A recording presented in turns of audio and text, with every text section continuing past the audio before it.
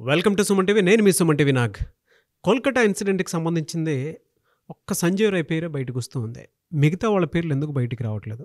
అసలు ఇతన్నే ఎందుకు పర్టికులర్గా ప్రతి ఒక్కరూ చూపిస్తున్నారు? అండ్ ఒక్కొక్క సివిక్ వాలంటీర్కి ఈ మెడికల్ కాలేజ్కి ఉన్నటువంటి సంబంధం ఏంటి, ఏ విధంగా ఉంది, అండ్ దీని వెనక ఎవరెవరు ఉన్నారు, అండ్ అతనికి సంబంధించినటువంటి బిహేవియర్ అసలు ఏంటి, ఏం జరిగింది, అతన్ని మాత్రం ఎందుకు పట్టుకున్నారు, అతన్ని మాత్రం ఎందుకు సస్పెక్ట్ చేసి మరి విచారణ తీసుకుంటున్నారు అనేది ఈరోజు మనతో పాటు అడ్వకేట్ రవీంద్రనాథ్ గారు ఉన్నారు. సో అది వారి మాటలోనే తెలుసుకుందాం. Hello sir. హాయ్ అండి నాగరాజ్ గారు. సార్, ఎంటైర్ కలకత్తా ఇన్సిడెంట్లో మనం చూస్తే అండి ఒక్క సంజయ్ రాయ్ని మాత్రమే ప్రతి ఒక్కరూ చూపిస్తున్నారు.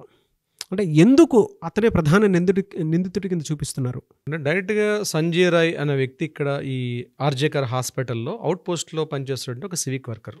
పోలీసులకు దొరికినటువంటి ఎవిడెన్స్ ప్రకారం సీసీ ఫుటేజ్లో మార్నింగ్ అరౌండ్ అంటే ఈ మర్డర్ కూడా ఆగస్ట్ 8వ తారీఖు జరిగిన మర్డర్ ఏదైతే ఉందో మార్నింగ్ 3 to 5 o'clock మధ్యలో జరిగిందని ఫోరెన్సిక్ రిపోర్ట్ వచ్చింది. అదే పోస్ట్ మార్టం రిపోర్ట్ కూడా వచ్చింది.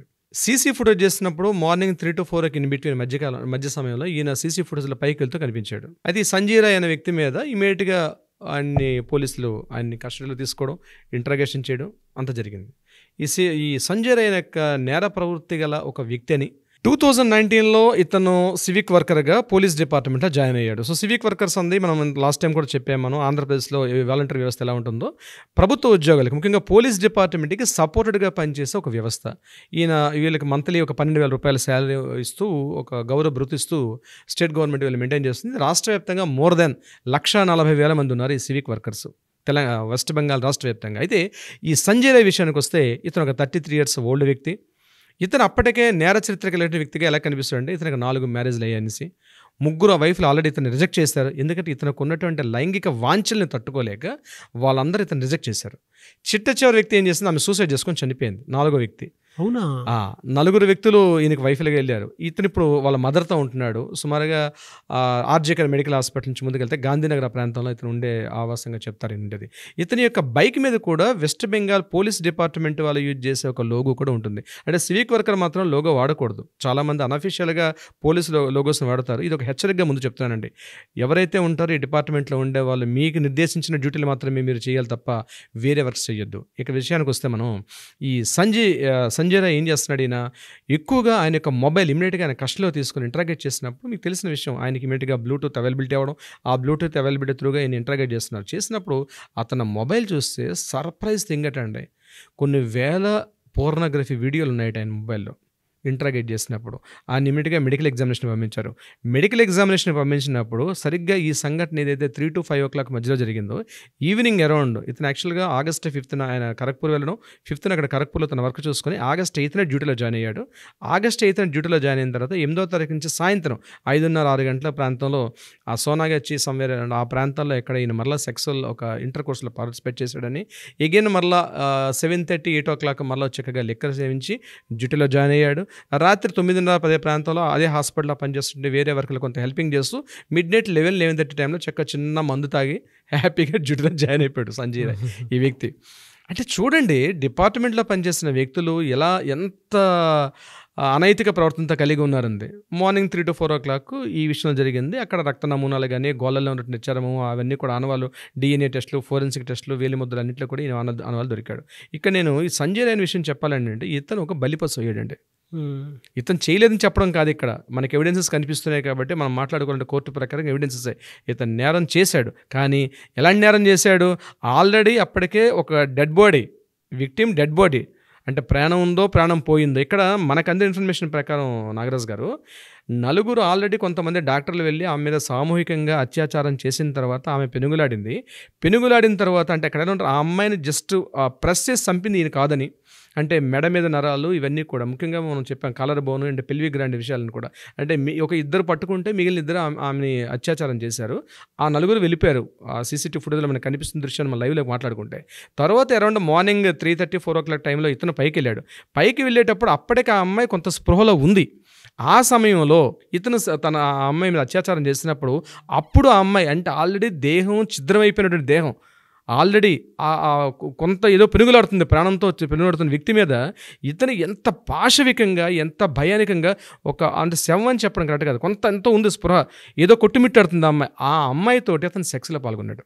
బా అంటే అసలు ఏమైపోతున్నాయండి అసలు మానవత్వ హృదయాలు, కనీసం హెల్ప్ చేయాలనో మరొకటి లేకుండా దీని వెనకాల హిస్టరీ అనేది సిబిఐ వాళ్ళ ఇంటరాగేషన్ తర్వాత వెళ్తే కానీ జరిగిన సంఘటన మనం స్టడీ చేస్తుంటే కనిపిస్తుంది అదే. ఆ సమయంలో ఆమెతో సెక్స్ చేశాడు అతను.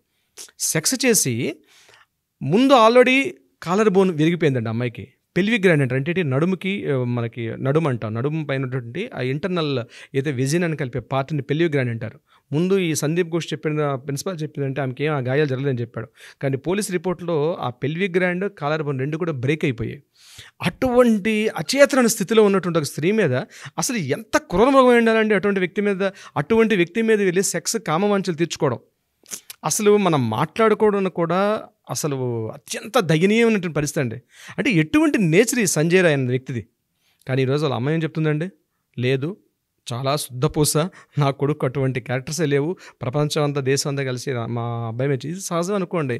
సంజయ్ రాయ్ వాళ్ళ అమ్మ చెప్తున్నటువంటి స్టేట్మెంట్ మాలతీ రాయ్ వాళ్ళ మదర్ పేరు, ఆవిడ చెప్తున్నటువంటి స్టేట్మెంట్. కానీ మొత్తం హిస్టరీని చూస్తుంటే అతను ఒక బాక్సర్, అతనట ట్రైనీ బాక్సర్ అటండి. ఈ పోలీస్ డిపార్ట్మెంట్లో ఎవరికైనా ముఖ్యంగా ఈ ట్రాఫిక్ డిపార్ట్మెంట్లో ఏమైనా ప్రాబ్లమ్స్ అయ్యేటప్పుడు ఫిజికల్ హ్యాండ్లింగ్ చేసుకోవడం కోసం చెప్పి బాక్సర్ని పెట్టుకుంటారట. ఆల్రెడీ బాక్సర్ ట్రైనింగ్ అయిన పర్సన్స్ని ఈ వాలంటీర్కి పెట్టుకుంటారట. ఈయనకి ఇన్ని క్వాలిటీస్ ఉన్నాయని చెప్పి డిపార్ట్మెంట్లో ఆయన సర్వే అవుతున్నాడు ఆయన. అంటే ఒక లెక్కర్ చేస్తూ ఒక గవర్నమెంట్ ఉద్యోగి ప్రభుత్వంలో మత్తుమంది తీసుకొని ఆయన డ్యూటీ చేయడమే తప్పు. ఇంకా ప్రతిదీ తప్ప ఆయన చేసినవన్నీ కూడా.